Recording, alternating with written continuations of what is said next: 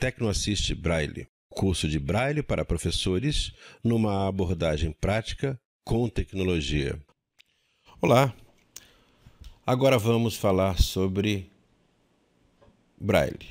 Bom, para a gente falar sobre Braille, nada melhor do que a gente ir à França. Vamos a Paris e de Paris nós tomamos um carro, alugamos um carro e vamos até uma cidadezinha próxima. Tá, aqui chegamos à cidade, há um muro grande, nesse muro um pequeno detalhe que a gente pode identificar algumas coisas em relevo, parece umas letras Braille.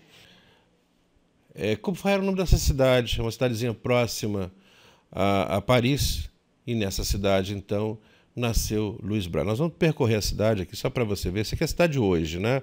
Bonitinha, super calma, né? Com umas construções muito bem conservadas. Aqui você tem do lado da cidade uma igreja bastante característica, né?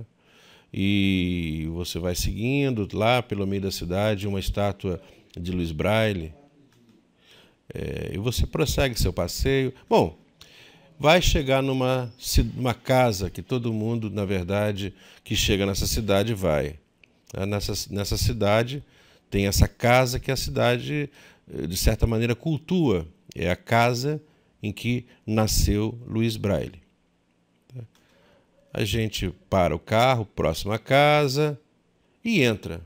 E a casa tem uma casa de 2 andares, ela está um pouco diferente do que era naquela época, mas você ainda consegue ver algumas coisas, digamos, um pouco, digamos, como um museu, né? Aqui uma reprodução da mesa de trabalho do pai de Louis Braille. Claro que essa placa aqui não existia na época, obviamente, né? Mas você tem aqui a foto. Nessa foto você tem a mesa em que trabalhava o pai de Louis Braille e com destaque na parede uma espécie de um punhal. Não é um punhal, na verdade. O pessoal da área de sapataria chama isso de uma trivela. É um instrumento que é utilizado para recortar couro. Então, Louis Braille morava nessa casa e o pai de Louis Braille trabalhava nessa atividade, né? Atividade de couro, fazia celas, fazia objetos de couro, né? E o Louis Braille morava então nessa casa. Bom, Louis Braille então estava um dia, ele tinha 3 anos, brincando ali, como toda criança brinca, né? E na verdade você pensa, é uma casa com quarto. Não, a casa Louis Braille só tem praticamente um cômodo, é o quarto e o escritório, era tudo a mesma coisa, não tinha uma separação, né? É engraçado você chegar nesses ambientes, você vê que não tinha o quarto dos pais, o quarto dos filhos, não, tinha a cama dos pais e dos filhos ali tudo próximo, uma cortininha, ou seja, não havia realmente o que a gente chamaria hoje de privacidade, né? É um conceito completamente diferente daquilo que a gente está acostumado a ver hoje. Se você for a Paris algum dia, ou se você tem algum amigo que vai a Paris, peça para tirar várias fotografias dessa casa, ou então tem algumas coisas na internet também. É importante você saber contextualizar, né, como a vida naquela época era uma vida mais simples, claro, mas uma vida muito mais difícil do que é hoje. Bom, mas de qualquer maneira, Louis Braille estava nessa casa, aos 3 anos de idade, e brincando com aqueles objetos do pai, resolve, o pai provavelmente deve ter saído, a gente não sabe o que aconteceu, deve ter saído, e a criança de 3 anos subiu na mesa, entrou pegou um daqueles objetos, né, começou a brincar de couro, começou a brincar de cortar coisas. Aí, sabe, criança de 3 anos deu um jeito e aquele objeto pontudo e naturalmente enferrujado, que você já imaginou, né? Naquela época não tinha aço inoxidável, era tudo feito de ferro, aço, mas tudo muito tosco, né? E aquilo ali atingiu o olho de Louis Braille, aquele sangue para tudo quanto é lado. E, bom, naquele momento, né, correram para acudir a criança, tentar limpar aquele negócio. Mas, olha, naquela época não tinha antibiótico, naquela época é tudo muito precário.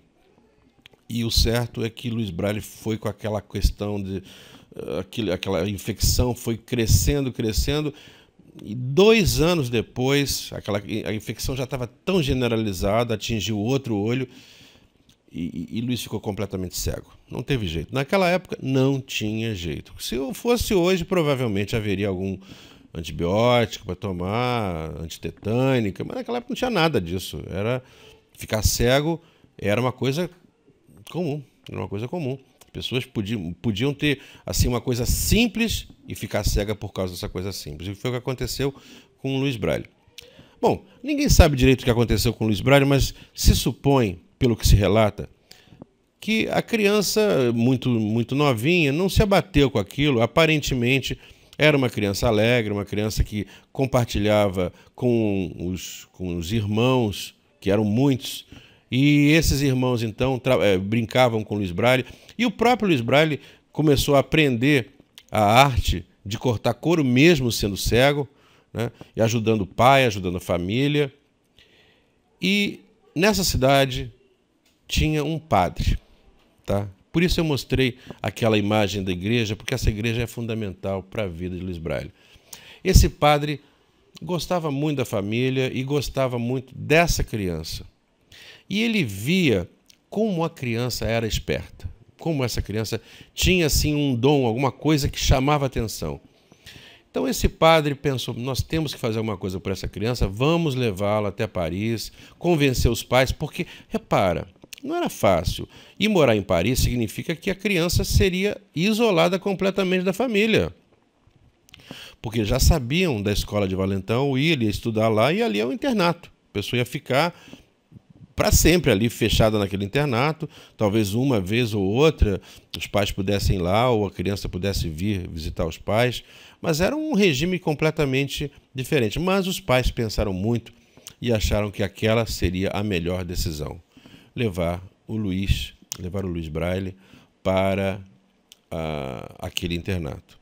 Bom, como curiosidade, algumas fotos aqui da cidade de Coupvray, como não naquela época, mas já no início dos anos 1900, tem aqui fotos bem antigas, só como curiosidade, como a cidade era uma cidade pacata, uma cidade tranquila. Você pode ver aqui construções que ainda hoje são mantidas de forma bastante parecida, né? E, bom, vamos encerrar agora essa nossa parte do curso. Vamos agora falar sobre Luiz na sua escola.